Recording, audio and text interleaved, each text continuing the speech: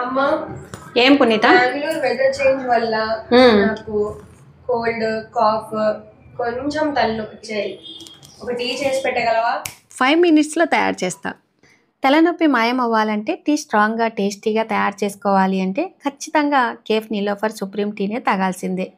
ఎందుకంటే cafe Niloufer tea అంత famous కదా, చాలామందికి తెలుసండి.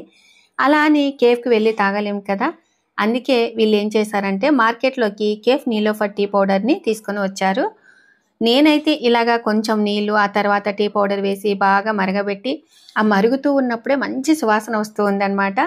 ఇంకా ఆ తర్వాత కొంచెం చక్కెర చిక్కటి పాలు పోసేసి ఈ విధంగా టీ తయారు చేసుకుంటాను. మెయిన్గా ఇప్పుడైతే నేను పెళ్ళికి రెడీ అయ్యానండి.